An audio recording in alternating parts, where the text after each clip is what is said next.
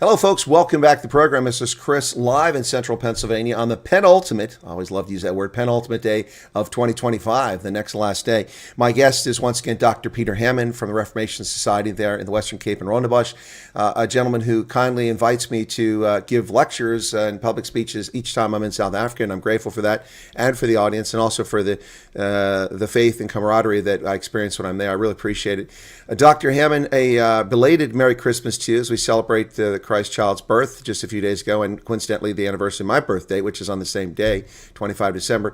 But welcome to you. And again, I'll make a public apology here that I invited Dr. Hammond very late in the game to come on and tell the Christmas armistice story that he tells on Christmas this year. And he apologized to me. I said it's entirely unnecessary. I'm the one that responded got to him late. He literally dialed into the Zoom session like a minute after I just hung up. So Dr. Hammond, welcome to you. It's good to have you back. Thank you, Colonel, and hope you've had a great Christmas, and we're looking forward to a much better 2026. Well, I'm hoping for a better 2026, but I'm not so sure it's going to work out that way. The clouds are gathering. They're definitely gathering over South Africa. There's some crazy stuff happening, and we're going to talk about that today. You and I want to talk about, we talked about subjects you suggested, liberty and property rights under assault in South Africa, and I think that's an apropos topic. So how do you want to get started? What do you want to start with? There's so much to unpack from this year and what's going to come in the coming year. It's interesting to see how Alberta is making progress in seceding from Canada. Interesting that Alberta has to secede from Canada to remain Canada, to be Canadian, because the central government is trying to turn them into something else. And it looks like the Albertan move for secession independence will probably be successful, maybe even this year. And then we notice that Somaliland has at last gotten some recognition, and they've been functioning as an independent country while Somalia went into anarchy and chaos and became a failed state. And so I think Somaliland deserves to be recognized as an independent country. As you probably know, Somaliland was run by the British, and the rest of Somalia was run by the Italians. And then after the Second World War in 1960, they forced them into a union, which the people in Somaliland weren't even given a chance to have a referendum on. And when Somalia descended into chaos as a client state of the Soviet Union during the Cold War, Somaliland effectively, practically seceded, and they've been functioning with their own government elections, and they're running quite well. But they've got a different culture, and I hope that they will succeed, because we have sympathy to any people who are trying to secede from chaos and would like to practice self-determination, as we in the Cape of Good Hope are striving to do even this year. Well, I'm with you on that one, Dr. Hammond. For the past 30 years, I personally have recognized Somaliland. Not too long after they declared their independence. As you mentioned, they have a functioning government, functioning courts, functioning police, functioning military, a tax system that collects taxes legitimately, fairly, and they have been a separate country in all but recognition by most of the world. The EFF and the ANC are losing their minds over Israel's recognition of Somaliland as a sovereign state. Now, I don't really recognize Puntland as an independent state. I think that's a quasi-state, which is adjacent to it, and there's some disputed territory. But in my view, Somaliland has long been a country, and the rest of that place is just utter chaos. And I think you've hit a key distinction there. That was colonized by the British and left with different traditions than the rest of it colonized by the Italians. Also, the factionalism and the clanism that takes place in the rest of Somalia is much reduced in that area, much more homogenous. But beyond that, it's interesting to see the ANC come out publicly and attack Israel for recognizing Somaliland. Now they're saying it's cynical, and it may be, but that's a whole other story. But they're coming out and attacking it. And they say that they're all about defending territorial integrity of the inherited borders. Of course, the borders imposed by colonial powers, which isn't that interesting. The Organization of African Unity said that that's the key thing. We're going to keep these borders sacrosanct, and they've kept them. And then they complain about colonialism when they keep the borders instead of having 300 different states.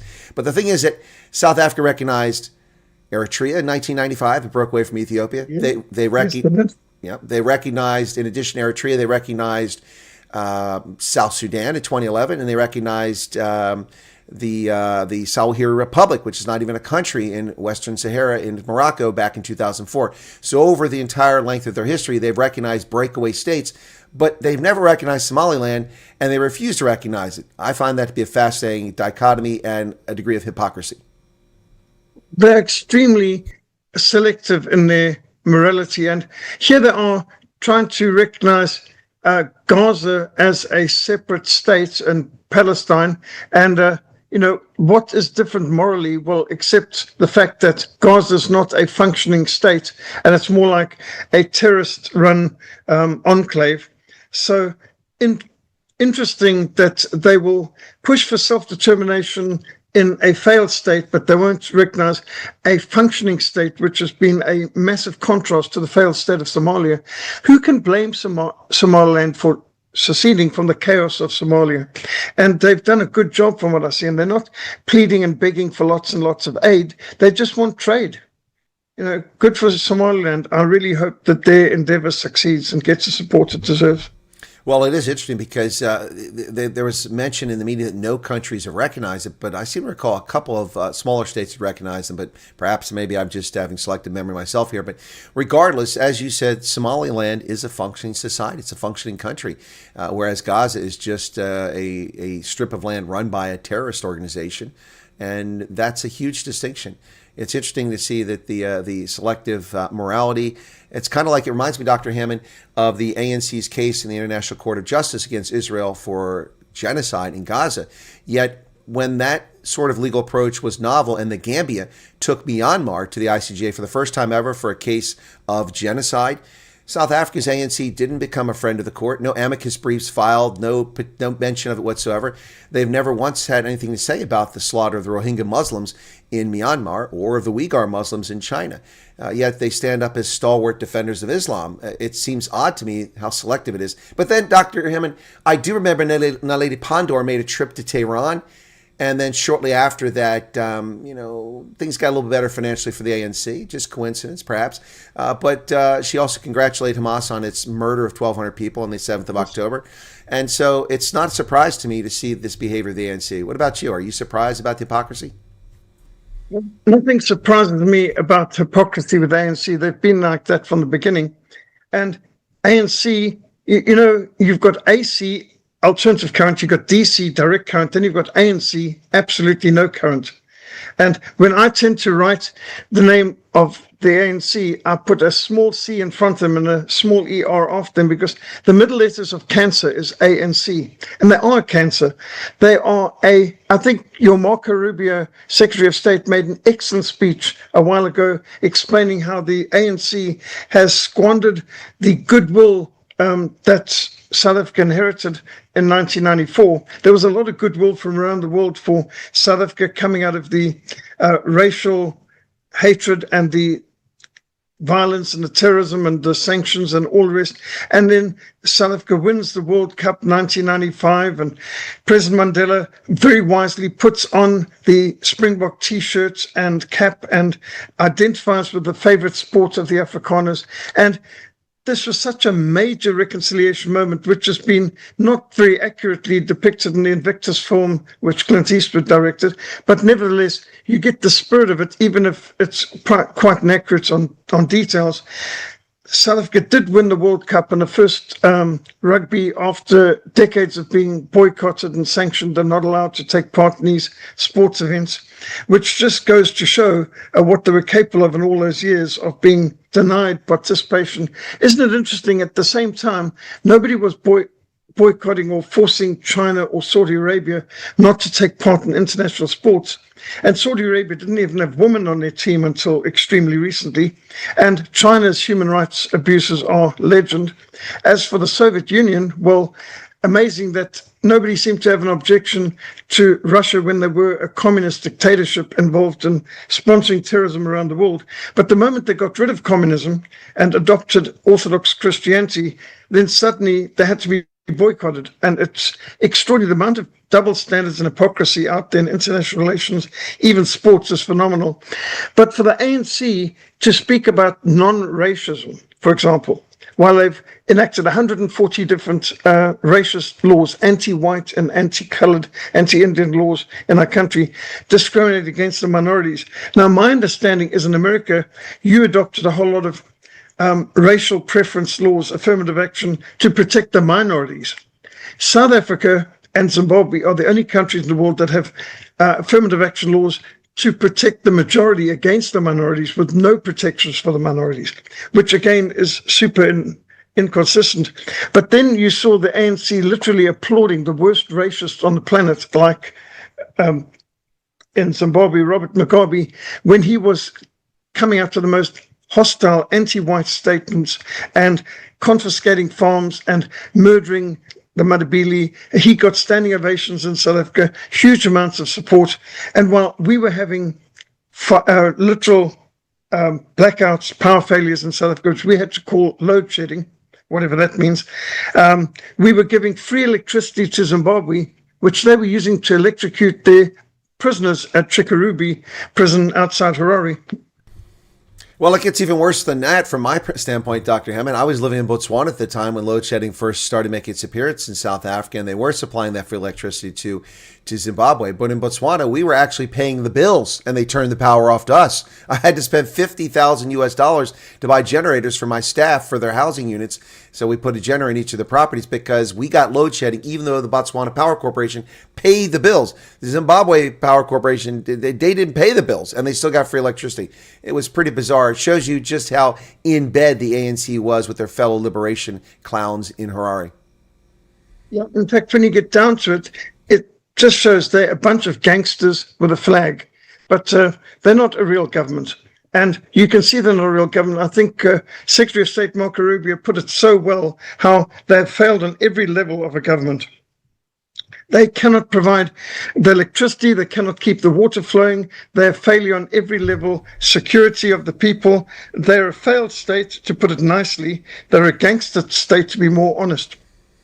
Well, you know, speaking of gangster states, we could talk about the gangsters running South Africa, Mshanga Commission, and the revelations there, which doesn't really surprise many of us, but to see it in public is fascinating.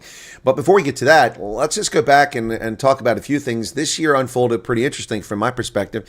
First, we had the secret signing of the expropriation without compensation bill into law in December, and then the president waiting 34 days to conveniently go around and skirt the Constitution, which I think a lot of South Africans don't realize. If a bill is passed in Parliament, if 1/3 of the members of Parliament sign a petition and send it to the Constitutional Court within 30 days, then the Constitutional Court must take that up within 30 days and review it for constitutionality. But Ramaphosa famously signed expropriation without compensation at Davos to make a big splash on the world stage. Look what we're doing. But the problem with that is, number one, that's already illegal, his action. No consequences. Yes. Number two, the second problem is that it's in direct violation of Section 25 of the South African Constitution, which explicitly says it must be fair and equitable compensation. It must be agreed upon by both sides, both parties. Additionally, South Africa and the ANC is a signatory to the Universal Declaration of Human Rights. Universal Declaration of Human Rights calls for respect for private property rights. This abrogates private property rights. South Africa, by any stretch of the imagination, any cogent, lucid, fair definition, is a rogue state under this declaration and also under the Constitution. Do you have any comments on that expropriation without compensation? Yes, the EWC, which I see they've tried to rename that it's expropriation with nil compensation, like that makes any difference. I thought nil compensation and no compensation is the same thing, but they're trying to argue that this is very different, and the insanity of it. And this government is undercutting the very basis for a healthy economy. Who wants to invest in a country that has a very fluid definition of property rights, to put it nicely? So that's why a lot of people have fled. We've got many people leaving our country. To think we've lost more than 1 million South Africans who have fled the country. At the moment, I believe South Africans make up 10% of New Zealand. There's hundreds of thousands of South Africans living in Britain. The biggest church in London is an Afrikaans-speaking church. I mean, and do you know how Afrikaners love their sunny weather and their bright laces and wearing shorts and fellies? And now, who wants to move to London, for goodness sakes? That's got to be one of the most miserable places on earth. My father, when he spoke about England being our home when we were living in Rhodesia, and I said, well, Dad, if England's our home, why aren't we living there? And he said, oh, you can't live in England. The weather's awful. And so my dad got to love the idea of living in Africa in perpetual sunshine. From the North African campaign, he is in the 8th Army under Field Marshal Montgomery, one of the desert rats in North Africa. And so my dad, he might have thought of England as home, but he couldn't live there. And to think what it must have taken to make Afrikaans South Africans to move to not just England, but to London, for goodness sakes. I mean, that's got to be desperation. And every one of these skilled people who've left the country would have employed at least 10 other people. So on average, we've lost 10 million jobs for the million white South Africans who emigrated and took the jobs and all of the rest of the entrepreneurship overseas. So we've destroyed the economy. To look at what the ANC's legacy is, that for every year the ANC's been in power, we've lost another million jobs, or we've had more than 1 million extra unemployed added. So when Nelson Mandela was coronated, sworn in, anointed, sainthood, whatever, in 1994, given the jewel, the superpower of Africa, we had 2 million unemployed, more than 2 million unemployed in 1994, and that was considered catastrophic. I mean, people were screaming about 2 million unemployed in 1994 as a reason why the National Party had to go, and we had to embrace the ANC. I mean, they would solve the problem, right? Well, now we've got more than 32 million unemployed in the country. By some definitions, it's way more than that, because they keep playing games with unemployed, discouraged work seekers, and so on. Well, or economically inactive. Well, I think all of that comes under category of unemployed. So we now have 32 million unemployed in the country since the ANC's been in power for 32 years. So they have been a catastrophe. And their solution is affirmative action, job reservation, racial quotas, and they keep chasing away investors. They keep chasing away homeowners and investors. Who wants to invest in a country where you've got expropriation with nil compensation, if you want to use that word? So the situation is bad, but it's even more than that. As you know, the Bella Bill, where the government wants to be able to tell you what you can and cannot teach your own children. And they want to interfere not just in private schools and church schools, but even home schools. That's unacceptable. And now religious freedom is to be attacked. Now even freedom of thought. You know that they've brought out a new bill, an apartheid bill, where if something can be called apartheid, they can confiscate, prosecute, imprison you, and so on. Now, for example, if you don't agree, perhaps you're a Jewish South African, and you don't agree that Israel is an apartheid state, that could make you guilty of the crime of terrorism and get you to actually lose your property, and you could get prosecuted. So the anti-apartheid bill that they've just come out with is just another example of how freedom of speech and even freedom of thought is to be interfered with. And you would have noticed that it was a Muslim party, a small party, Al-Jamaa, who introduced this anti-apartheid bill. Now, they are a proxy of the ANC. They might look like a Muslim party and they sound like a Muslim party, but they're actually a proxy for the ANC.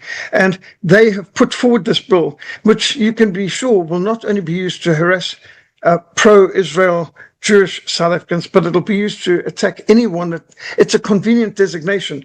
You accuse someone of some apartheid crime, which could just be somebody saying something like, well, we didn't have power failures back under the National Party, or before the ANC, we didn't have problems with our water and sewage removal, and we weren't pumping raw sewage into the ocean by Table Bay. And if you make a comment like that, you could be guilty of an apartheid crime, terrorism, and so on, just comparing the failure of the present government with the success, comparatively, of the previous administration. So here they've got this proxy Al-Jamaa party to introduce this apartheid bill, but this looks like George Orwell's thought crime. And you can be prosecuted so easily under that. So they're interfering with freedom of thought, freedom of religion, private ownership of property. You can see why people in the Western Cape want to secede from the chaos of the cancer-run, corrupt gangster state. Well, Dr. Hammond, it's quite a bit to unpack there, but two comments very quickly about some of the things you just said. Number one, your father was a wise man, but today I think people are less concerned about the ability to live in England or in London in particular because of the weather, and more because it resembles the streets of Riyadh than it does England. If the Islamization of London is out of control. Yeah. So I think that's one problem people have with it. It wouldn't just be the weather about living there. And the second thing is, now both you and I, our mother tongue is English. For both you and I, we're not Afrikaans speakers by first language or German speakers or something else. But so it's ironic that both of us take note of the fact that the African National Congress government has passed legislation that forces a colonial language onto the dozen or so, or plus the Bushman languages that are spoken in South Africa. So your children will be forced to go to school at the age of 5 or 6, never having spoken a word of English, and be taught English the day they arrive. And that really doesn't sound like the right approach. I mean, it's good to learn English, and it's certainly a very useful language, and I think it's great. And I think it's also great that kids learn more than one language. But isn't this just the opposite of all their whining about colonialism? Isn't it ironic that the language they're forcing upon the Venda and the Xhosa and the Afrikaner and the Portuguese and the Zulu and the San and the Khoi is English? I mean, sorry about English history. You grew up in Rhodesia and I grew up in America, but we were English speakers. But they're forcing a colonial language. Isn't it ironic? It is. It's, again, hypocritical, selective. They don't seem to believe in their own principles, if they've got any principles. The ANC is mostly a criminal enterprise. There's, of course, greed. There's ideology there, too. I don't know how many are hardcore ideological Marxists, but that is their roots. There are the hardcore ideologues amongst them. You've probably noticed that there's a lot of the ANC supporters who still have a bias towards Russia, as though it's still the old Soviet Union that support them. And you might have noticed recently that there's a scam that got a bunch of Zulus from KwaZulu shipped over to Russia, where they thought they were going to get security training and ended up being drafted into fighting against Ukraine. And their families are pleading for them to be returned, and apparently their passports got taken away, and they signed their lives away. They signed documents that presumably were not in their own language, and they didn't understand what they were saying, they say. And now you've got a bunch of South Africans violating the anti-mercenary treaties we've got, who are fighting, well, I don't know if they're actually fighting, but they've apparently been drafted into the war machine for Russia against Ukraine. And there is this bias amongst the ANC of, well, Russia's good because the old Soviet Union supported us. And they are irrational on so much of what they do. But we in the Cape, we don't have any of that. We are pro-Western section of the country. We're very strong on free enterprise. So the Western Cape is more successful, or should we say less catastrophic than the rest of the country. It's not a very good comparison. It's a low bar. When the people in the Cape say, we are being run better than ANC-run cities and provinces in the country, well, that's an extremely low bar. You know, that doesn't mean much at all. Now, as somebody who was actually born in Cape Town, even though I was raised in Rhodesia, and I'm back in the land of my birth, but I remember Cape Town being clean, neat, efficient. Right now, the Cape is being mismanaged, but people like to say, well, we're better than Pretoria and Tshwane and Joburg. Well, that's not hard, but we are much worse than we used to be. And so if we can do a lot better in the Western Cape, we're looking forward in the Western Cape to a non-racial, preferably non-political, decentralized country that actually respects local municipalities. Because just take, for example, as you talk about the language, colored friends of mine living in Mitchell's Plain, and you know what it means to be a colored, their community. I don't think that translates well in America. But in South Africa, we've got an actual community called colored people, and their main language is Afrikaans. And friends of mine in Mitchell's Plain say, we don't have one single policeman at our local police station, Mitchell's Plain, who speaks our language. None of them speak Afrikaans. They all speak Xhosa. They're from the Eastern Cape. They don't know, they don't care about our community, and they're all in pay of the drug dealers and the gangsters. So why can't Mitchell's Plain have colored Afrikaans-speaking Mitchell's Plain policemen in their police stations? And they're fed up. And they've got every right to be. I've heard some colored people saying we weren't light enough in the old governments of the National Party. We're not dark enough for the ANC and the new government. And they've really been mistreated on every level. Now, just take the affirmative action and sanity of the ANC. They look at this and they say, coloureds are 12% of the population of South Africa. Maybe so, but they are 51% of the population of the Western Cape. But they are allocated only 12% of the jobs. And so the coloured people say, well, what am I meant to do? Well, you mean to move to other parts of the country. Why should the people, they've lived here for generations, why must they move from their ancestral homes, from their families, from their grandparents, from their extended friendship family and relations into areas where they are going to be a minority? But this is the kind of insanity of the racial quotas that the ANC comes out with. Not to mention, there's colored grandmothers who've been on a housing list for their whole life. And then in comes some youngster from Transkei, and he gets a house tomorrow. Why is he put ahead of a resident who's born in the Cape, such as this grandmother in Mitchell's Plain? And so there's so many injustices going on here. The people in the Cape have had enough of it, and we want a non-racial country that respects private property and gets rid of these racial quotas. And do you know, for example, from a financial point of view, we get back 8 cents for every rand we spend in taxes. So we put billions into taxes, but we get less than 8% back spent in the Western Cape. That doesn't mean it's well spent. A lot of it's affirmative action, a lot of it's jobs for the comrades, a lot of it's corruption. But to think that if we were to secede, we could literally cut our taxes down to less than 10% that they are now. Not cut our taxes by 10%, cut our taxes to 10% of what they are now. We could, in fact, double our services. And we would be so much more efficient if we were separate. Now, you know that Scotland was given an opportunity to vote in a referendum on whether they wanted to secede a few years ago. And a lot of people were thinking Braveheart and the whole Scotland and freedom and all that sort of thing. And then they voted to stay in the Union. But there's a good reason. Scotland has got autonomy. They've got their own flag. They've got their own parliament. They even have the Stone of Scone back. But they get more financial benefits for being in the United Kingdom than they get for seceding. In the Cape, it's the opposite. We get no financial benefit for living in the Union of South Africa. We get penalized. We get overtaxed and we get under-supported. And the people in the Cape have had enough. For example, you know that the Western Cape has enough electricity. We wouldn't ever need so-called load shedding or power failures if we were a separate country.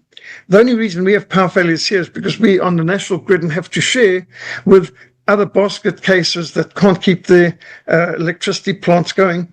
And that's why we've got to be in the dark. And same thing with our water problems and all the rest of it. So the Cape has every economic incentive to secede and no economic incentive to stay in the Republic under the corrupt cancer government. Well, gosh, Dr. Hammond, again, quite a few things to unpack there, and you're spot on. But I'll add a comment quickly before I go back to some of your other points about Scotland.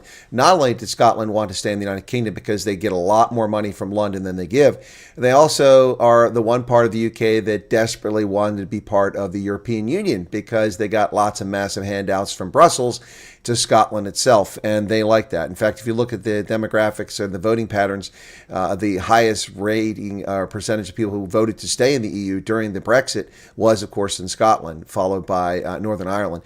But yeah, I think that's an important point there. But the Western Cape's got all kinds of problems. You know, the Poppy Act and what happened to the Tigerberg Raceway, destroying a property that actually generated income and jobs for people in the area, and just destroyed one man's 100 million rand investment.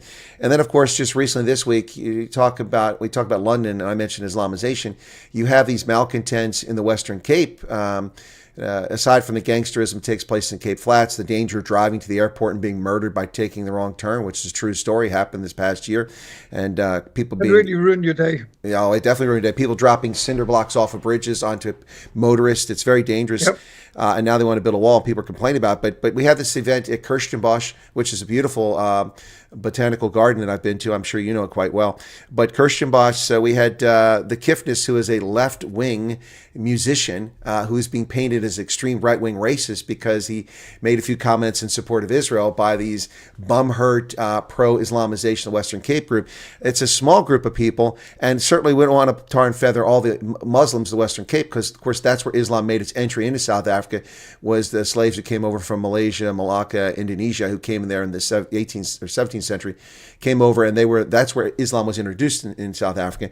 We're not trying to tar and feather all those folks, but certainly there's some people in the Western Cape that are in bed with the pro-Gaza, pro-Islamization, pro-terrorist crowd, and they're attacking a left-winger, calling him an extreme right-wing racist. I find it's hilarious if you look at it from the outside, but it's not. It's kind of scary the way they behave.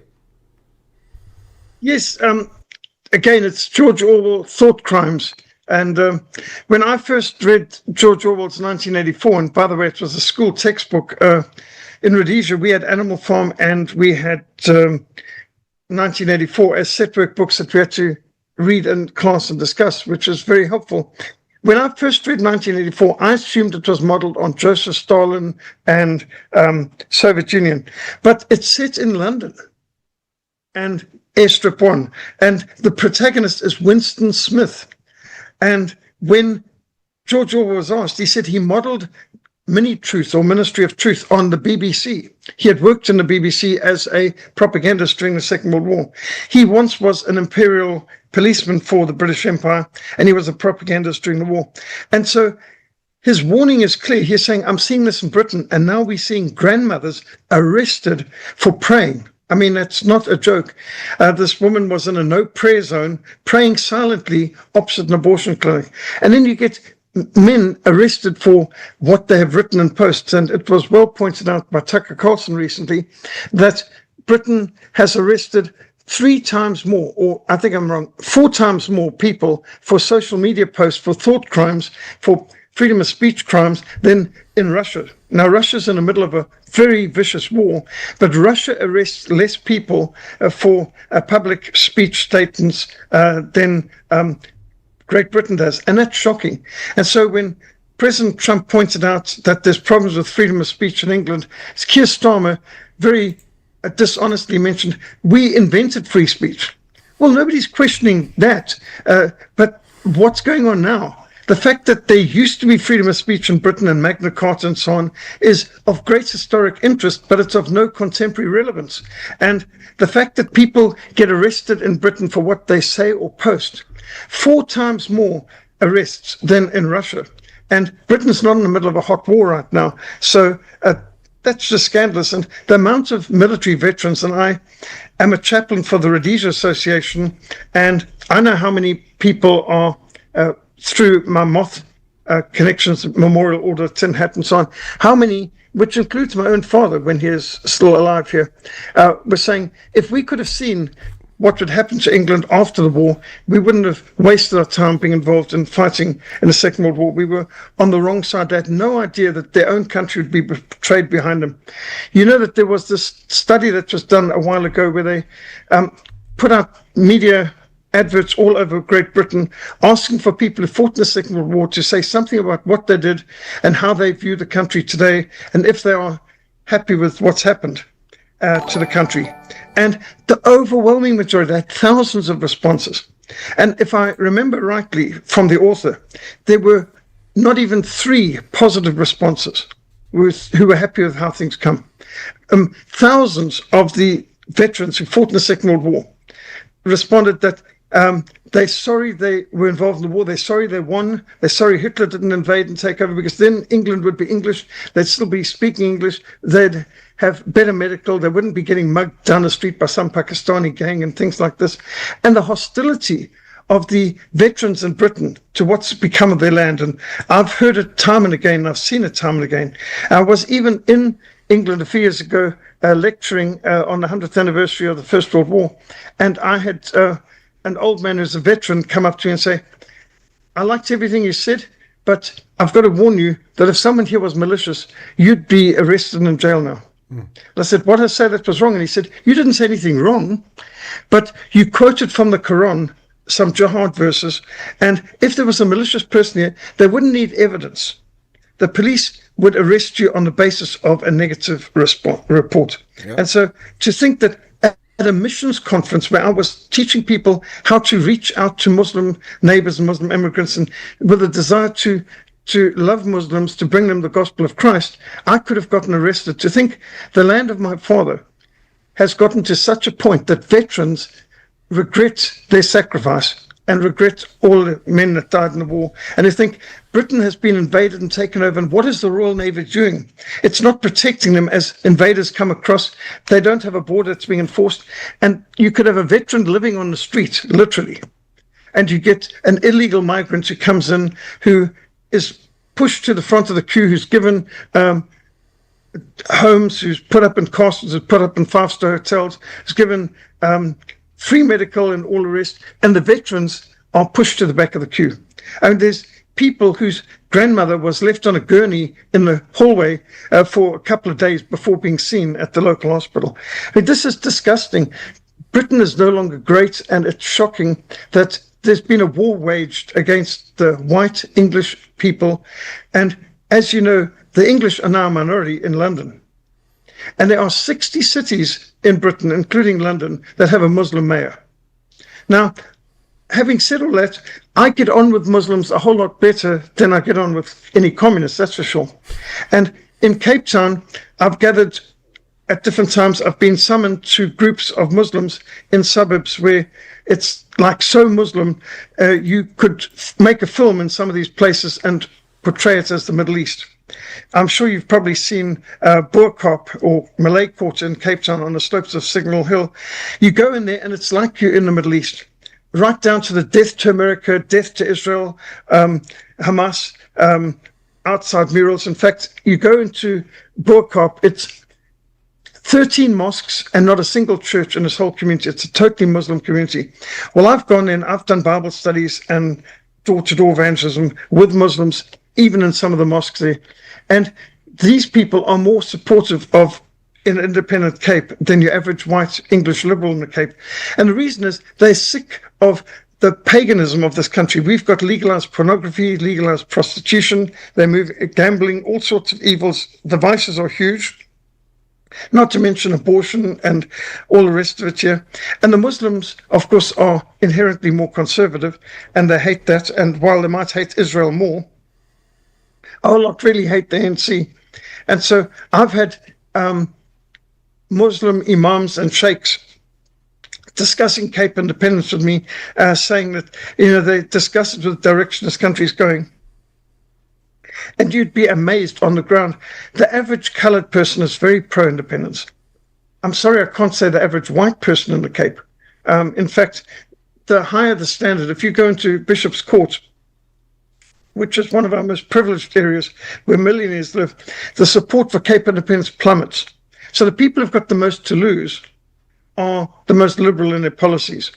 And the people who've got the least to lose are the ones who have hope for a better future. So it's interesting how literally you can tell where the earnings are very high, the interest in independence is very low. Where the people are the poorest, you've got the greatest interest in independence. I think, it's maybe you have the same sort of thing in America, where a lot of the millionaires and so on are more Democrat. I don't understand how it works, but I can't help but notice the trend. No, it's a fair point you make there. Hey, folks, you're listening to the Indaba Conversation with Chris. My special guest today is none other than well-known, celebrated missionary, man of faith, author, and historian, Dr. Peter Hammond with me today. We're talking about liberty in jeopardy in South Africa. We've kind of strayed into the United Kingdom and a little bit into the United States because there's also places where liberty is at risk. But he talked a little bit just a few moments ago about George Orwell's 1984 and Animal Farm. And of course, one of the modern instantiations, this was production of the V film, V for Vengeance, which was an absolutely incredible Hollywood production, which really, it's almost like they lifted the script from 1984. It was an amazing thing to see. And, we talked about, Dr. Hammond a few moments ago talked about the number of people being arrested for speech in the United Kingdom. In fact, it's 12,000 people apparently have been arrested for social media or their speech, including an 18-year-old British kid carrying a Union Jack flag on the streets of the United Kingdom, not at a protest, but across the street for protest, put in prison for offending Muslims. It's not even a criminal offense. It's unbelievable. They also put a man in jail who did nothing, but his presence, the judge said, threatened to cause chaos simply because he was present, even though he didn't attack anybody, even though he didn't do anything. It's really sickening what's happened. Of course, the mention of the Magna Carta, which was introduced to take the king to task, King John, and really it was his son where it was first really implemented in any major fashion, but it's kind of the basis for modern liberties, although it was only applied at the time to the nobles. But nonetheless, the Magna Carta, which just celebrated a massive anniversary a few short years ago here in the 21st century, but the Magna Carta is by all intents and purposes dead, and so is free speech in the United Kingdom. But the United States was headed down the same path, Dr. Hammond, just a few short years ago during the COVID scam, and we made a decision on November 4th of 2024 to save America and hopefully the world. And the second coming of Donald Trump into office has really had a major impact on the world. And I'd like to, in this second portion of the conversation, talk a bit about Trump and the impact of Trump and some of the things that the ANC is doing to intentionally irritate President Trump. Would you like to get into those conversations? Certainly would. We have been praising God for President Donald Trump. God has really used him. I don't know that there's ever been such a friend of Christians in high political office anywhere in the Western world, certainly not in the White House. I really was very enthusiastic admirer and supporter of President Ronald Reagan. I think Ronald Reagan was tremendous, and his winning the Cold War was phenomenal. But you know, when it comes to all round, it seems that Donald Trump's doing an even better job than Ronald Reagan, especially when it comes to speaking up for Christians and for the persecuted church. And as somebody who's been a missionary to serving the persecuted church for the last 43 years, I praise God that Donald Trump has spoken up for the persecuted, such as our friends in Nigeria. And I've got friends in Nigeria who have posted pictures of themselves, videos, standing in the open graves of their congregants who have been slaughtered by these ISIS-related Boko Haram terrorists, saying, "Thank you, Donald Trump. Thank you, President Trump. Please help us. We need help. We are being slaughtered. We're being targeted." And has any other head of state in recent years shown any interest in the persecuted church? So we are so grateful for Donald Trump. People can criticize him, but for those of us here in Africa being bombed, shot at, targeted, having our churches destroyed and so on, Donald Trump is a godsend. He's an answer to prayer, and we pray that God protects him. And we are grateful that he has spoken up for and acted on behalf of the persecuted Christians in Nigeria. And the church in Nigeria is being persecuted. And people who want to say, no, it's an exaggeration. I mean, I saw one person from the Nigerian government come and lift up a copy of the Nigerian constitution saying, it's impossible for there to be persecution of Christians in Nigeria. Our constitution guarantees freedom of religion. I thought, well, that's all very well. I think the Soviet Union's constitution also guaranteed freedom of religion.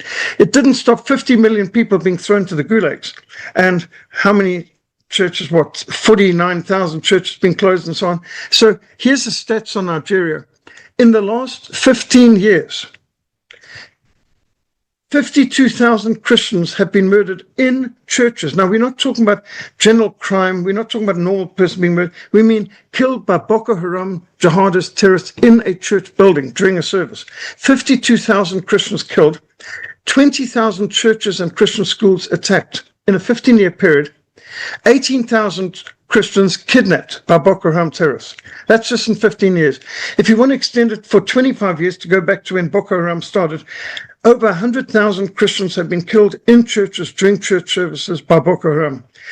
I've been to the churches. I've got pictures of the burnt out, bombed out churches. I've spoken to people who've got hacks in their and machete wounds in their heads and who've lost arms and legs and who've got their faces burned and so on. So I've physically seen the attacks. I've been in the churches which have been attacked. I've seen the sandbags and machine gun positions outside churches, concrete blocks to prevent vehicles, car bombs, driving straight into a church and detonating inside the building.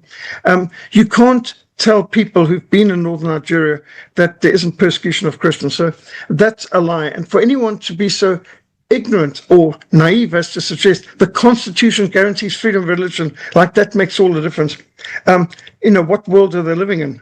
Go and visit the people on the ground and see what goes on in Nigeria. So praise God for Donald Trump's speaking up for them. As a South African, I'm very glad that he has spoken out for the Afrikaners being targeted, the farmers. Having been to farms in South Africa and spent the night with them, as the sun starts to set on a South African farm, the tension builds, and the father does the circuits on the exterior fence to see everything is in order and in place, and the gates locked, and then the whole family, the wife, the children, even little children, are all at their stations preparing. They've got their sandbags up, they've got their different firing stations in the house, the weapons, the ammunition. Even little kids have duties, and they've got buckets of sand, buckets of water, they've got fire extinguishers. The tension, it's so shocking to think that lovely people, we're talking about beautiful little girls and boys and lovely wives and mothers having to live under this kind of tension. It was worse than when we were up at the border in Angola fighting against the communist Cubans and so on. The tension of a farmer, they live in condition orange and red. It's just shocking. And so for people to say, like when Cyril Ramaphosa lied on TV, and you can see the clips, there are no attacks on white farmers. There's no murder of white farmers in South Africa. President Ramaphosa lied like this blatantly. And then in the White House, in the Oval Office, he even said, but he's condemned this Boer killer farmer speech of Julius Malema. No, he hasn't. In fact, he supported it since. And Donald Trump asked a very poignant question. Why is Julius Malema not arrested for inciting violence like Kill the Boer songs with 100,000 people in the stadium chanting this? This is not incidental. You couldn't imagine anybody in the United States of America standing up and saying something like kill the blacks or kill the Jews. Or could you imagine, would that person be allowed to get 100,000 people chanting kill any particular demographic group in America and not have severe consequences? I mean, wouldn't the Attorney General act on that sort of thing, incitement to violence? I couldn't imagine this happening in any civilized country. It's a disgrace to South Africa that we've got a government that's full of race hatred, that thinks about singing Bring Me My Machine Gun and kill the Boers and kill the whites and all of this. And there's so many of the leaders who've done it. Even President Mandela was seen singing Kill the Whites, singing Khoza. And of course, Ramaphosa has been part of all this. Zuma was also singing Bring Me My Machine Gun. And Julius Malema openly calls for killing Boers. And then it isn't just a song. There are how many farm murders where, with the blood of the victims, they write "Kill the Boer" on the walls of the bedroom, literally with their own blood.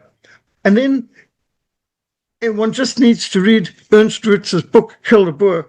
He documents, and the subtitle is Government Complicity in the Farm Murders. And he documents the amount of times the people who've been involved in these farm murders have turned out to be National Intelligence Service, or they are senior members of the SANDF or in the police. And sometimes they've got these cell phone jammers, military grade, and weapons that come from state armory. So government complicity in all these things is huge. But it's not just that, it's incitement to the violence, that their rhetoric demonizes the whites. So for somebody to speak up for the white farmers and the Afrikaners in particular being targeted in this country is so refreshing. I don't think since Emily Hobhouse spoke up for the Boers being murdered in the British concentration camps back in 1901 have we had an advocate speaking up for South Africans. And we know it's not politically correct, it's not popular, it's not in vogue, but it's been a massive morale boost for people in South Africa to see somebody notices and somebody cares. You can't imagine how much, well, you could probably imagine, but I don't think your listeners could imagine how much it means to us to have an advocate on the international stage who doesn't only speak up, but he actually does something to practically help. And we are very grateful. And I'm sure he's put a spanner in the works of the ANC's nonsense. And we're so grateful for what Secretary of State Marco Rubio said recently. He really understands. He's got the number. He accurately describes the situation. He sees the dimensions of what's going on. The African National Congress is friends with all the enemies of America, Red China and Iran in particular. And they have done what they can to break sanctions. They've been found loading up munitions on the Lady R, a sanctioned Russian vessel at Simonstown base. Lots of covering up, and who knows what the reality is, but plainly something sanctions busting and dishonest was going on there, and they've done everything they can to cover up what actually was going on in the dead of night, loading up on the Lady R at Simonstown. So plainly this government is involved in all kinds of nefarious activities, quite aside from the corruption and violence. But bear in mind, the evidence is that these Ministry of Foreign Affairs, what they call DIRCO here, Directorate of International Relations, they had prior knowledge of the October the 7th 2023 terrorist attacks by Hamas from Gaza into Israel. And this Pandur, who's meant to be the Minister of Foreign Affairs, our equivalent of Secretary of State, who sent a congratulations message to the head of Hamas for the attacks, which most people around the world were in shock and grieving over the loss of life. Men, women, children, aged people, babies being murdered. And to think we've got a head of foreign relations in this country who would send congratulations to a terrorist group. I mean, I don't even think in the wake of 9/11, anyone had the audacity to send some congratulations to whoever might have been behind that. But this is the kind of callous hatred for America you can see within the African National Congress. They are a gangster, pro-communist, radical group, and they're just a bunch of corrupt criminals seeking to enrich themselves at the expense of our people. So I'm grateful that America has recognized this, and they've fired a shot or two across the bows, so to speak. They've sent some warnings, and I'm sure the situation in South Africa would be much, much worse right now for farmers, for everyone, if America hadn't vocally noticed what's going on, drawn attention to it, and given warnings to the Southern government. We're grateful to see that they've been bumped out of the G20, and I do hope and pray that there are real consequences coming for the criminals, the individuals, not for the country as a whole. We would hate to see sanctions on the whole country. I mean, we've experienced that before for much less reason. But to experience targeted sanctions on the individuals responsible for the corruption and for the hate mongering in this country.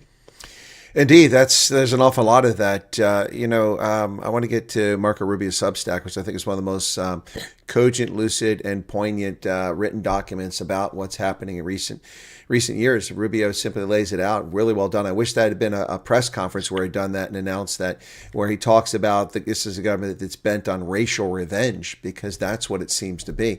Enough people in the ANC all about racial revenge. It's interesting that you mentioned Emily Hobhouse, because I was quite humble this year several times when I was there on my last visit. Of course, I came to Rondebosch, but I had 17 meet and greets, and over 1,800, 2,000 people come to those around the country, including the one at Opperplatz in Pretoria. And several people, one guy came up to me and said, "You're our 21st century Emily Hobhouse." And first off, I was taken aback. That's a very humbling thing to say, and I don't think I could live up to that, because, what's that? It's a great honor to be compared in that way. No, that's what I'm getting. One of the best friends the country ever had. That's what I'm saying. I mean, it was quite. I was taken aback that number one, that people remembered who Emily Hobhouse is. Number one, and number two, it's like Wilberforce. You're trying to end slavery. A lot of people don't remember that he's the guy that led that effort in the UK. But Emily Hobhouse, I was really taken aback by it, and I was quite humbled by it. And it happened several times. I was like, wow, it's pretty amazing. At the same time, South African media portrays me not as a historian, a counterintelligence agent, intelligence officer, a journalist, university lecturer, a published author, a multilingual polyglot. They don't portray me as that. They call me a YouTuber or an influencer. I guess influencer is an improvement, but I think I like the connotation that I'm the 21st century Emily Hobhouse. Although I don't wear dresses, I should make that clear. So I'll make sure people know that. But let's talk a little bit more before we wrap up about this thing with the U.S. and South Africa. I have been saying this for a number of years that there is a problem with the relationship between South Africa and the United States. And I mentioned that it predates Trump, and they're trying to portray the ANC and the EFF in particular, the MK not so much, are really trying to portray Trump as the boogeyman, as the Baba Gaya. He's the evil spirit out there that's causing all the chaos. Just like the government of Zimbabwe claimed that the sanctions against Zimbabwe, which don't exist, by the way, are the reason why their economy's been in a tank for 25 years, not the theft of property and destruction. Yeah, exactly. But the bottom line here is that it's not Trump. This problem goes back to at least 2001, when South Africa refused to sign Article 98 waiver under the International Criminal Court to protect U.S. military when they come there for exercises. And ever since then, the relationship has deteriorated. We saw it manifest under the Biden regime with the Lady R incident and several other things. And also we saw a bipartisan bill introduced in the House of Representatives by a Democrat and Republican in February of 2024 during the Biden administration to review the relationship with South Africa with an eye towards sanctioning these leaders. That bill never went anywhere. It's still in Congress, but a new one was introduced this year by Ronnie Jackson, former personal physician to President Obama and President Trump, now a Texas congressman from the 13th district, and later John Kennedy, senator from Louisiana, introduced a similar bill in the Senate, and he's the one talking about. I just saw him recently, in committee saying, "Well, what are we doing here? Isn't South Africa our enemy?" It's pretty strong language, but the bottom line here is that South Africa, from my perspective, Dr. Hammond, and the ANC have been the provocateur. They're the ones taking actions to abrogate the rule of law. They're the ones passing legislation to discriminate and violate Human Rights Declaration and their own constitution. They're the ones going to the G20 summit and mocking President Trump, the leader of the free world. They are the ones going on CNN documentaries and calling Trump the leader of white supremacy. They're the ones that sent a racist ambassador to America for a second time to insult American Trump. It's not the United States. The only thing the United States did is we stopped giving the money away to South Africa because you don't follow property rights. We're not going to support that. And then we finally took action by not letting South Africa participate in the G20 this year. But beyond that, the United States hasn't bullied South Africa, but every headline in South Africa is about Trump bullying South Africa. Am I missing something? What did I get wrong here? You're exactly right. They do the assault and then they accuse you for noticing. And by the way, you're racist if you notice their racism and things like this. And you're aggressive if you notice the aggression. Now, you might be interested in a bit of a tale about when I first met Cyril Ramaphosa. Under Mandela back in 1995, Cyril Ramaphosa was the chairman of the Constitutional Assembly as they drafted new constitution, which was probably already written, but anyway, pretending to go through a public process. And so I marched 30,000 people to Parliament to protest their secularization and paganization of our country, make a stand for the right to life and a whole lot of other things. Well, when we got to Parliament, I'm told by Kenneth Meshu that they pushed Cyril out the door. He didn't want to go, but no one else wanted. The ANC were in panic because they'd never seen such a large demonstration in Cape Town. They thought the end had come and that they'd be ending up their day hanging from the local streetlights. Well, we don't do that sort of thing. We Christians, we don't behave like they do. So Cyril Ramaphosa comes out and his eyes are wide and you can see he's looking a bit terrified. Next to me, he sees my friend Zulu, Reverend Fana Sabisi, and Reverend Sabisi is holding a big leather Bible, which, by the way, was a gift from my father-in-law, and engraved on the cover, Reverend Fana Sabisi. And he says, "Brother, can I borrow your Bible?" Doesn't wait for an answer. Cyril Ramaphosa just grabs this big black leather Bible of Fana Sabisi, walks up the stepladder onto the back of the truck, which we're using as a platform outside the gates of Parliament in Rowland Street.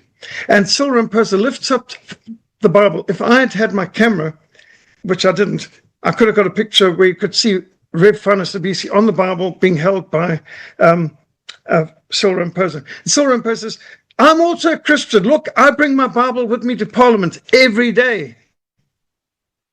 And Fana and I look at one another and shocked, like, he knows that we know that he's lying. But most of the people there wouldn't know. And he had the people eating out of the palm of his hand. He's a slick operator. Fana, in fact, Kenneth Meshu said that Cyril Ramaphosa was his roommate at university. And he was then part of the Student Christian Council and Student Christian Association, SCA. And interesting that Ramaphosa knows that he can talk the talk. He can talk like an evangelical Christian, like a Pentecostal Christian even. But of course, he's a hardcore Marxist. He's a Politburo member of the Southern Communist Party. But that's the kind of experience I had, that the man could be that quick. He managed to turn the whole crowd, which was so angry about what the government was doing. He had them eating out of the palm of his hand. He's a slick operator, but he didn't manage to smooth talk your president. I mean, your president could see straight through him. And I just love this, dim the lights. I mean, it's a joke in South Africa. When you want to really get things, dim the lights. And that was a good move. But yes, we're dealing with a very dishonest government, and to live in a country where you could be torn apart, murdered by mobs and thugs who've been mobilized by this bunch of politicos, it's disgusting. And when I think of so many, and thousands of good, peace-loving Afrikaners, men, women, and children have been murdered by these thugs. And this is a criminal operation. And there is the Wit Kruis monuments outside on north of Pretoria on the N1 leading up to the old Petersburg. Yeah, Petersburg, exactly. They've renamed it. Polokwane. It's a bit irritating when you keep getting your cities' names, and I didn't want to say Polokwane. Where they rename so many things. You know, if they want to build their own monuments, build their own monuments. If they want to build their own cities, name them. But don't rename what's already been built by other people in name of honor of others.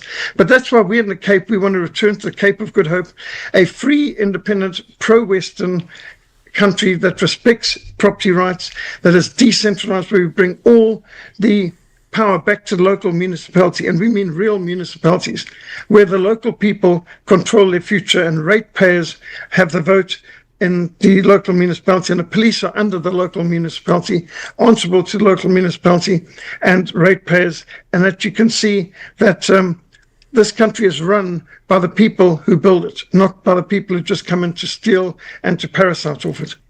Well, of course, over the past year, we've heard the nonsense from the South African government and the media. Number one, it was an ambush. No, it wasn't an ambush in the Oval Office. They begged for that meeting with Trump. He rearranged his schedule. He went to that meeting. He greeted them.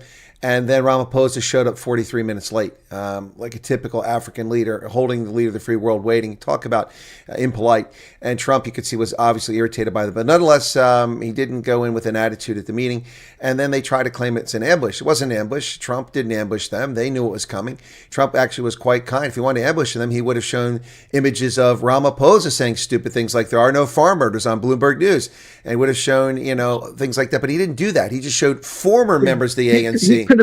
He could have been much harder. Yeah. Right. He only showed former members of the ANC like Zuma and Julius Malema, who are no longer. So it gave Ramaphosa an out to distance himself to come out and say something. Yes. And of course, I mean, the most ironic part of that for me was, have you met my white minister of agriculture? He actually said that, white minister. So that was never covered by South African media.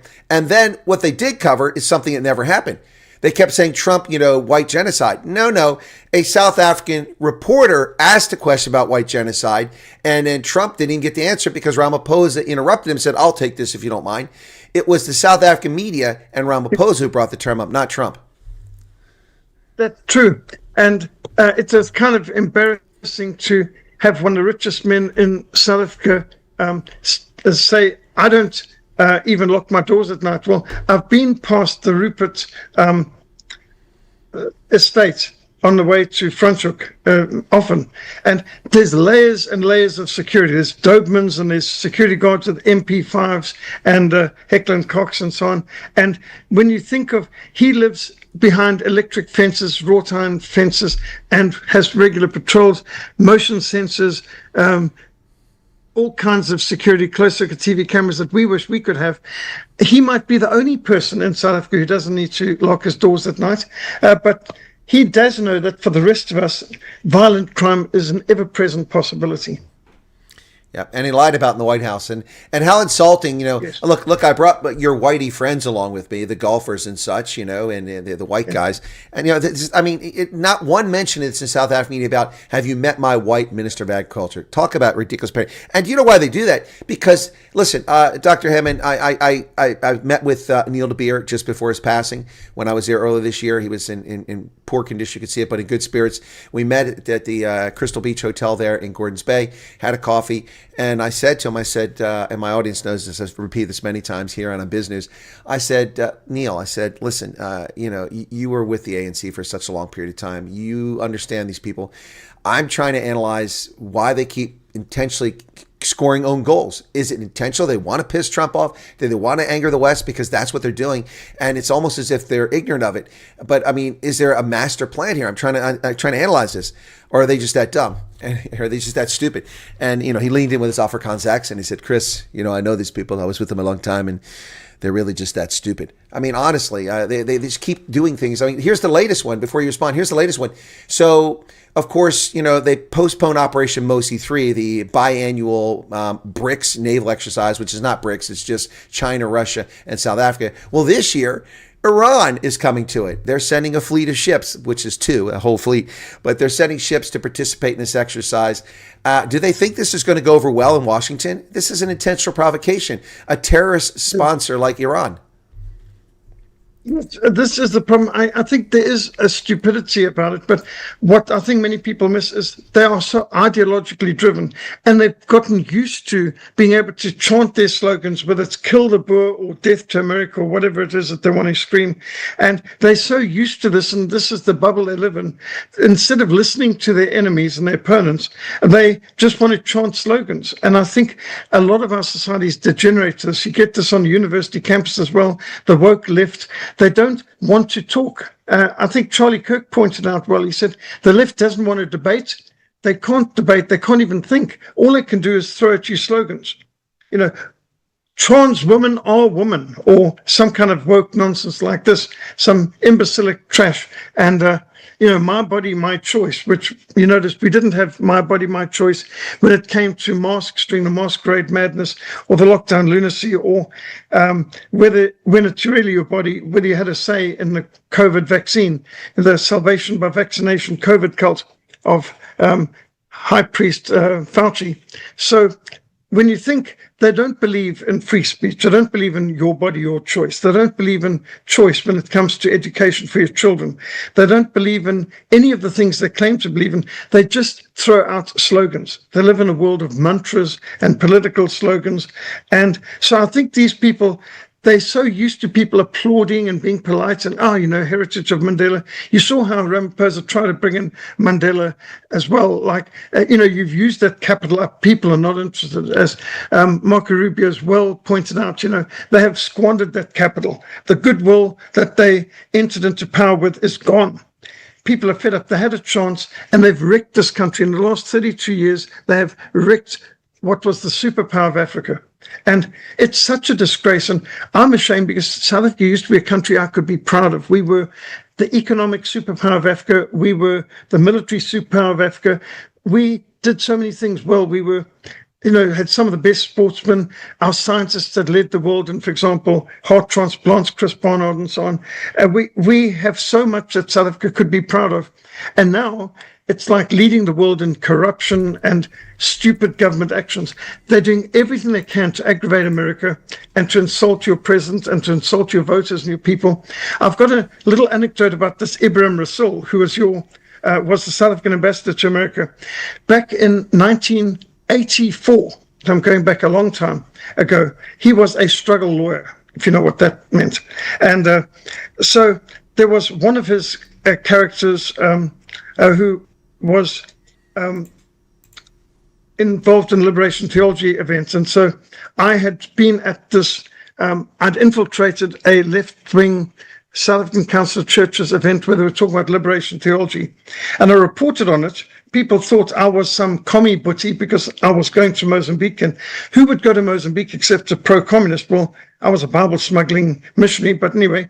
But they looked, I was the youngest guy in the room, and they just underestimated that I was there. And I wrote an article on this where Alan Bosak said, it's not enough to pray against P.W. Botha. Somebody's got to get out there and shoot the bastard, quote unquote.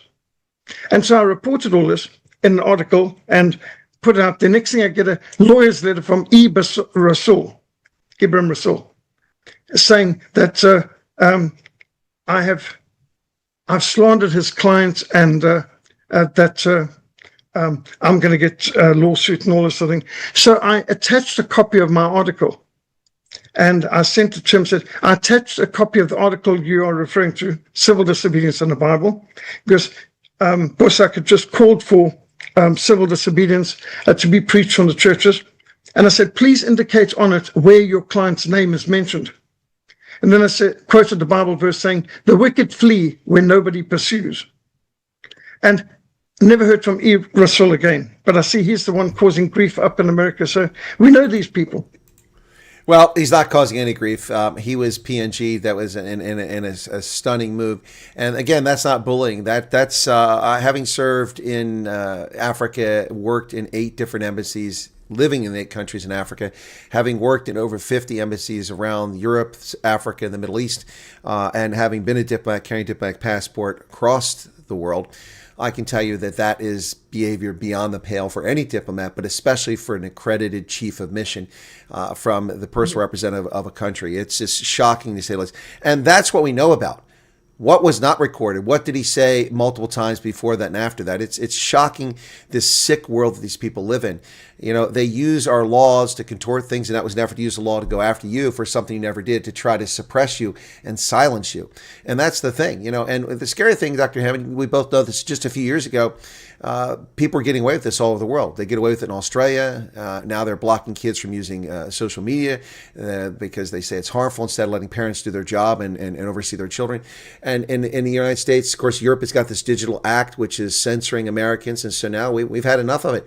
They've now blocked these they call them the industrial censorship complex. They've now blocked several, including Thierry Breton, that slimy French official who was the architect behind that act. They banned it from coming to the United States, and the Europeans are howling, "We are the defenders of free speech." No, you're not. You have a German woman in prison because she accurately, correctly stated what was reported in the press, that a gang of rapists who molested a teenage girl, a preteen, 12, 13 years old, gang raped her. And they went to court. The female judge gave them no jail time because they didn't understand their act, because in their culture, it's not a problem. Well, that's not true. In every culture, rape is not accepted. And so they were given no jail time. This German woman, incensed about that, wrote about it and called them rapists. She is in jail as a convicted felon now for a 3-year sentence for putting that on social media. Yeah. They're not the architects of free speech. They're not defenders of free speech. They are the fascist oppressors of free speech, the Europeans. Europe is so far gone, it's beyond the pale. And they're not Christian. Oh my gosh. You know, Dr. Hammond, when I was a young man, I went to Germany. I saw all these massive churches everywhere. I thought, man, the Europeans must be so religious, such people of faith. Go on a Sunday. 3 old ladies in their 70s, only people at church. There are a bunch of heathens. There are some Christians there, but maybe 25% at best in some countries. It is a godless land, Europe, and it is a sick, twisted place under Brussels rule. So, and here's a statistic from missions. Before the First World War, an average of 64% of Europeans were in church every Sunday, average. Just before the Second World War, it was 40% were going to church on Sunday, on average, every Sunday. Since the Second World War, in Britain, it fell down to 4%, in Germany, 5%. So Europe has gone paganized, and the only part of Europe that has good church attendance is Eastern Europe, what used to be Eastern Europe, what used to be behind the Iron Curtain. Russia, Lithuania, Ukraine. I mean, it's a tragic thing to have Christian countries fighting one another. It's almost like what happened in the First World War. We have Christians on both sides. And that is tragic, to think that the globalists have engineered situations where Christians get out there and kill one another. We should stop fighting one another. We should stand together and fight shoulder to shoulder against the real enemy. And globalism is one of our enemies. And praise God for a resurgence of nationalism and common sense in the United States of America. And I see it's coming in other parts of Europe too. You can see whether it's Germany, France, Netherlands, all over Europe, you can see a resurgence of common sense. Countries like Italy, and in fact, there's 17 countries in Europe that signed an agreement to expel criminal migrants and to stop coming in of these invaders who are changing the demographics of their country. I think there's more support for these populist parties, for these nationalist parties all over Europe, and the globalists have overshown their hands. I hope it's not too late, but there are people in Europe trying to win back free speech. But of course, you've noticed, like if you vote for the unpopular candidate, the Eurosceptic, like in Romania, it's, straight to jail. Or in the case of in France, where the National Front leader did too well. Next thing, she's banned from being involved in elections for the next 5 years. She got more votes than Macron. And so you can see how they're weaponizing their judicial system to go after candidates who are against the narrative, against the globalists. Well, or in Germany, the government allows the intelligence services to legally spy on the Alternative for Deutschland because they falsely call it a right-wing neo-Nazi party. If it was a neo-Nazi party under the law, it wouldn't exist. They would have disbanded it because the law doesn't allow for that. But they're allowed to call them that and besmirch them and commit essentially criminal injuria or slander against them, and then use the intelligence services to openly spy on a political party. And they don't miss a single chance to falsely attribute things. Like recently, they're claiming that the AfD politicians were asking for information about defense defense expenditures because they're giving information to Russia with no evidence whatsoever. But this is allowed to go in the media with no action. It's really shocking. But let me shift before we wrap up here, Dr. Hammond, and talk about the coming year. Specifically, by the end of this year or early next year, January at the latest, there will be municipal elections in South Africa. It's that time 5 years later. The Democratic Alliance is about as popular as syphilis and gonorrhea at this stage. I think a lot of people are very unhappy with them because of their inaction on Bella and EWC and John Steenhuisen's, takeaway bills and his credit cards and his disputes, and Deion George and Dean McPherson cackling like a hyena laughing about dim the lights, Natalie, and all this other nonsense. Even people now are even irritated at Leon Schreiber after the raid on Woodmead, a diplomatic activity taking place in which an American diplomat was doxxed by South African officials. By the way, I broke those stories. Another reason why I'm not too popular with certain people in South Africa. But thank you for doing it. You're very welcome. No, I broke the raid story because there were people there who contacted me as it was going down as soon as they got their phones back, because of course their phones were not allowed to be with them in the facility. And then of course I was attacked and called a racist and a white supremacist for simply reporting the news. I didn't even talk about race. And then it took 9 hours before the Hill reported on it. 9 hours after I reported, the Hill did in the States report on the raid. Then 11 hours afterwards, the New York Times reported on it. And then I think 13 hours, Politico, something like that. The next day, South African media finally reported on it, but no apologies. They just got attacked for reporting this. Then I broke the story about the official being doxxed because one of my viewers found that document, his passport photo, on a Twitter account. So I broke that story. And then I broke the response from the U.S. government because I was actually tipped off to that by someone in the United States as it was about to go public. So I'm not exactly on the Christmas list of the ANC at the moment, and that's fine with me. But a lot of people do worry about it. On the naughty list, not the nice list. Yeah. No, well, they don't give me coal because I'll use it to fire the power stations, and until you get electricity. But coal is a good thing in South Africa. But okay, so we've got the upcoming elections. What's going to happen, particularly in your neighborhood? I mean, is ACDP going to gain anything, or are they getting any traction, or is the Freedom Front Plus going to be the big windfall beneficiary of people turning away from the DA? I believe the Freedom Front Plus will be a big winner because they are efficient, they're hardworking, they actually speak up for their voters, they care for their constituencies. They've done a lot of good things. You might remember the Freedom Front Plus were the people who took the government to court when they tried to disenfranchise South Africans living overseas. And the VF Plus, who won the right to be established that, according to our constitutional court, a South African living overseas has the constitutional right to vote, and the embassies must make provision for that. So Freedom Front has done a lot of good things, and, they're the ones speaking up for the farmers who are being murdered and for property rights. The DA failed. I mean, there you've got Steenhuisen, the white Minister of Agriculture for Ramaphosa, like a puppy dog at the Oval Office, and he had the opportunity to speak. He had an international platform, and he didn't say anything to speak up for his constituents, for the farmers, for the people in the Cape, for the people who are expecting him to speak up for them. So he proved himself a coward. I would say Steenhuisen, the DA, lost hundreds of thousands of votes at a minimum over their non-performance at the Oval Office when Donald Trump confronted Ramaphosa with a little bit of reality. So, yes, we, of course, are campaigning. As you know, we are fighting for a free and independent Cape of Good Hope. And it's our joy we've now got this book in Afrikaans, and we're trying to give the case for secession in the showing how countries from a far field as Switzerland through to the United States are products of secession, South Sudan being another example, a recent one. But we give examples in this book of successful secessions that have worked, and I've seen it everywhere from Slovakia, Slovenia, Latvia, Lithuania, Estonia. There are many examples of successful secessions, but Switzerland and the United States are top of the list of examples of successful secessions. We believe the Western Cape, the Cape of Good Hope, has the potential to be the Switzerland of Africa if we follow a decentralized free enterprise policy. We want to have the political example of Switzerland and decentralization, and we want to have the economic example of Singapore being a tax haven. And so we think we've got a winning goal. We need to get the different Cape independence movements to work together. We don't see much help with the DANC. We think they are sellouts. And here they are part of the Government of National Unity, and they haven't made much difference. They were better as an opposition than they are as members of the GNU. So, yeah, we certainly hope people in the Cape wake up, and we trust Alberta's move for secession is going to inspire many other people. Well, in fact, I think the Alberta secession movement really is surprising a lot of people, but it's not news. It's been something that politicians have been working on for the past several years since the COVID scam. They put a lot of effort into this, and it's coming to fruition. But listen, Dr. Hammond, again, I've said this many times, and this is what I anticipate.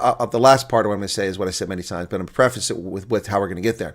I anticipate, in November of 2021, after the last municipal elections, analyzing the data, the week after that, I said that the ANC would get no more than 38 to 42% of the national vote in the next election, which was three and a half years away. And they came in at 40%. So I'm going to make a bold prediction here.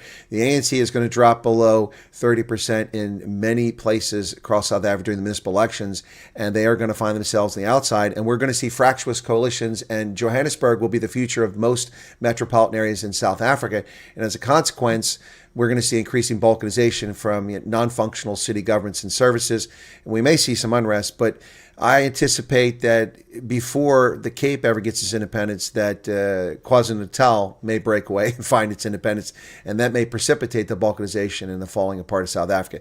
I'm not saying that's going to happen, but I think it's as likely or more likely that the KZN will go first. Any thoughts on that? In fact, I was going to suggest that because I've just been up at KwaZulu-Natal speaking at a large conference, and while there I met the premier of the KwaZulu-Natal, who, by the way, is an Inkatha Freedom Party person, and the Premier Natuli, and quite a few other key people like Prince Buthelezi, the son of the late Mangosuthu Buthelezi, and there's a tremendous secession movement brewing in KZN. People are fed up, they're angry with the government, and there's a lot of groups, including Kontuwe Sizwe, the MK group of Zuma, who are suggesting, advocating, and moving towards autonomy, possibly even independent secession for KwaZulu-Natal, which wouldn't be as difficult for them because they are a kingdom and they have a king and they've got an identity. And the Zulus, as you know, have a very strong national identity. I can see KwaZulu seceding even before the Cape. It's possible. And I certainly think you're going to see much more opposition for the government coming from KwaZulu. Already, the ANC are the minority party in KwaZulu. In KwaZulu, Inkatha and MK are running the roost, basically, and they've got a Inkatha Freedom Party premier. So, yes, I think you're quite right. KwaZulu is a player, and I think we're going to see South Africa break up. There's nothing to keep the country together if the central government is non-functioning and acting like a failed state. And so you're going to see the different groups where it's possible for them wanting to break away. We even anticipate Northern Cape joining us in our Cape of Good Hope secession for the Western Cape. Well, in fact, we've seen this movie already. I've already said this as it unfolded, and I actually predicted on June 29th of 2021. I said there would be wide-scale rioting and looting in KwaZulu-Natal. I thought it would start in Nkandla because Jacob Zuma was not going to surrender himself to police. That's what I said on June 29th, and when he failed to turn himself in on July 4th, it precipitated a crisis. On July 8th, they started looting and burning trucks at the Mui River toll plaza. On the highway coming down into KZN, and that torched off officially 354 people dead, but we know it was at least 3,000 or more probably actually killed. Billions of rand of businesses destroyed, and we saw just how fragile and how not in control the central government is of South Africa. It would take very little for this government to collapse, for something to happen. We never want to see people resort to violence, but we've seen a dress rehearsal with the internal insurrection in the ANC in July 2021. And I think that those who pay attention to those events and recognize just how incompetent the police, crime intelligence is, just how big a hold the mafia has on the construction industry and on the taxi industry and the political killings that are going on, the assassinations, it would take very little for this central government to collapse. It doesn't even have popular support. In the last poll, they talk about 40%. and that's the number I predicted, but that's based on who showed up at the polls. Only 38% of eligible voters, 42 million eligible voters, and only 18, 19 million people voted. So Dr. Hammond, as we head towards these elections, is there anything you're looking ahead to this year that is a concern or hope, perhaps? Maybe I have a message of hope for folks. You are a man of faith, so I know that you've definitely got hope in your heart all the time. Let me give you a chance for final comments here, and then we'll wrap up as we head into the new year. Well, it's bad enough when a government is incompetent and corrupt, but when they're arrogant, incompetent and corrupt, it's absolutely unacceptable. And I think that's what makes the ANC so offensive to people. They are arrogant about their incompetence and corruption. And so that is unacceptable. But yes, it's a fact, and you called it right about the elections for sure. More people are eligible voters who don't vote than people who do vote. So all those people who say, what difference does voting make? And it's corrupt and rigged. And well, if all the people who could vote got registered to vote and voted, they could outnumber all the people who've been voting. I mean, that's just something to think about, that if we could just mobilize the people. And I'm sorry to say, I've got members of my own family who have never registered to vote. It's shocking. And as I say to them, you have no right to complain about the situation if you don't try to be part of the solution. But we do know that light is more powerful than darkness. And I remember when 38 years ago, we launched the 7-year Jericho Prayer March to pray for coming down of the Berlin Wall and the Iron Curtain, the opening up of Eastern Europe to the gospel. People at the time said this is impossible. Cannot be done. And when I first heard people in Croatia back in 1989 speaking about we're going to secede from Yugoslavia, I thought, good idea, but it's not possible. And when I heard people in Slovakia telling me in 1989 we're going to secede from the Czechoslovakia and Slovakia will be its own country, I was in Bratislava and it sounded so shocking. I thought, that'll never happen. But it did happen. And to be honest, when I was giving my presentation to Commander Silva Kiir, who was then second in command of the SPLA in Yei in South Sudan, about the need for South Sudan to secede. And he said, it's a good idea, but it could never happen. The African Union will never recognize a redrawing of the map from the Berlin Conference of 1884. But it happened. And Salva Kiir became the first president of South Sudan on 9th of July, 2011. So let's not limit God. These things can happen. And I think decentralization and secession is the wave of the future. Alberta is showing the way. South Sudan showed the way. Somaliland, good for them. Cape of Good Hope and KwaZulu may follow. I think this is the wave of the future, and we praise God for a president in the White House who is more inclined to look sympathetically to these movements of freedom and self-determination, and we look forward to and hope and pray for American support when the Cape of Good Hope chooses the way of self-determination, secession, and freedom. Well, that's a great way to wrap it up there, Dr. Peter Hammond. By the way, folks, if you're not familiar with the backdrop, it's the Huguenot Monument behind Dr. Hammond in Franschhoek in the Western Cape. Yes. A lovely spot there. In fact, I think Mitterrand went there when it was dedicated. I think it was Francois Mitterrand actually went. Francois Mitterrand, yeah. He actually went there to apologize for how France treated the Huguenots, which was a very gracious move to make, but there are memorials there. We've got a great museum. Every year we gather at the Huguenot Monument, 31st of October, to celebrate the Reformation. And it used to be called Olifantshoek. It was a place of just thorn bushes, elephants, leopards, and wildebeest. And it's one of the most manicured, beautiful farmlands in the country now. 1688, French Huguenot refugees fled to South Africa to try and find religious freedom here. And they've built a magnificent civilization. 1/4 of the Afrikaans bloodline are French Huguenots. Yeah, and it was great that Mitterrand did that, but it was 3 centuries later. The Edict of Nantes was revoked in 1680 after the French king had issued it in 1590, granting religious freedom to Dutch Calvinists who were known as the Huguenots, and many of them fled to Berlin. 50,000 wound up in Berlin, and in fact, German to this day has a strange flavor and a vernacular. If you go to Berlin, German is spoken differently there because of the influence of the French Huguenots, and that's how you wind up getting the last leader of the former German Democratic Republic being known as de Maizière, because he was actually a French Huguenot, not actually a German. So quite a history there with the Huguenots. Some wound up North America, some wound up in the UK, the Netherlands, and of course South Africa. You get names like Du Toit and those sorts of things. And de Klerk, those of course are from French. Dr. Hammond, we need to do this more frequently in the new year if you're up for it. I mean, this year, I don't think I had you on until now this year because I unfortunately have been overwhelmed and overtaken by the events between South Africa and the United States, keeping up on that, and the refugee stuff has kept me very busy. If you're up for it, I'd like to get you on a few times this year and we'll talk about these important issues. I'd be very grateful. Thank you. I'm thinking particularly of Nigeria as well. That's been very interesting developments. And I saw President Trump's Christmas gift to ISIS and Boko Haram. And that he even wished a happy Christmas to the dead terrorists. I mean, nice touch. Only President Trump could do things like that. Yeah, that's true. He did say that. That's, whew. He did send some Christmas gifts. He has more in his bag of tricks for those folks. Yeah. Boko Haram and ISWAP, those guys. Ugh, yikes. Anyway, but yeah, we'll see.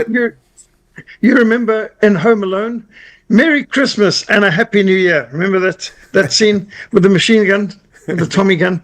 And President Trump even made a guest appearance in Home Alone 2.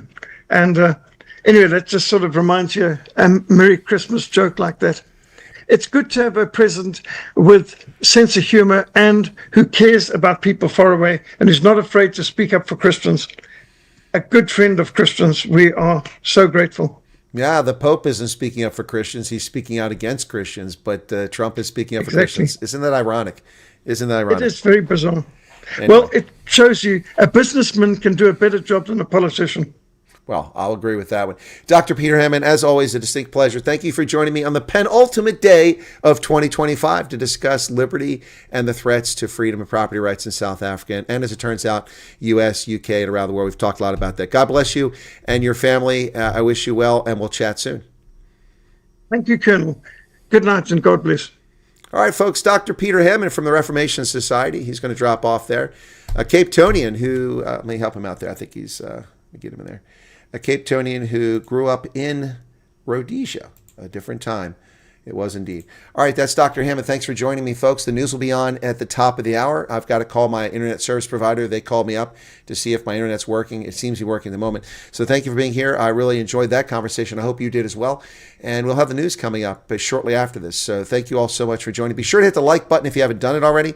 Let's take a quick look at that. Dr. Hammond is a fantastic gentleman with great insights and knows a lot of movers and shakers. Just 318 likes. You guys can do better than that. Come on, reach down there, hit that like button. It's not hard. That was easy. See, piece of cake. Hit the like button as we head out. And that's going to be it for today on this broadcast. I'll catch you guys shortly on the news. And you all take care. And once again, thank you to my guest, Dr. Hammond. That was electric. I really enjoyed it. God bless everybody. And Happy New Year.